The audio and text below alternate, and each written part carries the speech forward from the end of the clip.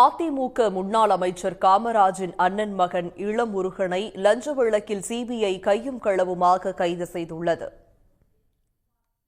புதுச்சேரி அரசின் சாலை ஒப்பந்த பணிக்கு பொதுப்பணித்துறை தலைமை பொறியாளர் தீனதயாளன், செயற் பொறியாளர் சிதம்பரநாதன் ஆகியோர் காரைக்காலில் லஞ்சம் பெற்றபோது கையும் களவுமாக பிடிபட்டனர்.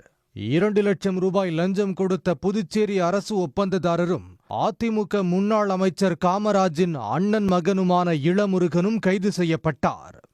7,44 லட்சம் ரூபாய் மதிப்பிலான சாலை பணிக்கு அனுமதி தருவதற்கு அதிகாரிகள் 6 லட்சம் ரூபாய் லஞ்சம் கேட்டதாகவும், முதற்கட்டமாக 2 லட்சம் ரூபாய் கொடுக்கும்போது பிடிபட்டதாகவும் விசாரணையில் தெரிய வந்தது. இளமுருகனின் காரில் இருந்து 50,000 ரூபாயை பறிமுதல் செய்த சிபிஐ அதிகாரிகள் பொறியாளர்களின் வீடுகளில் மேற்கொண்ட சோதனையில் 73 லட்சம் ரூபாயை பறிமுதல் செய்தனர். கைது செய்யப்பட்ட 3 பேரும் காரைக்கால் நீதிமன்றத்தில் ஆஜர்படுத்தப்பட்டு கிளை சிறையில் அடைக்கப்பட்டனர்.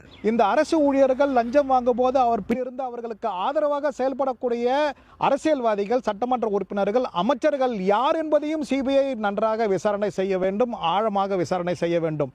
அதுபோல ஒரு சில சிபிஐ வழக்குகள், என்ஐஏ வழக்குகள் இன்று வரை நீதி பெறாமல் இருக்கின்றது.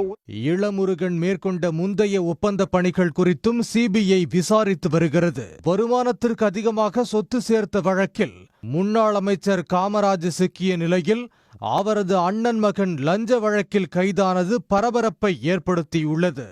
உடனுக்குடன் செய்திகளை தெரிந்து கொள்ள சன் நியூஸ் பெல் ஐகானை கிளிக் பண்ணுங்க.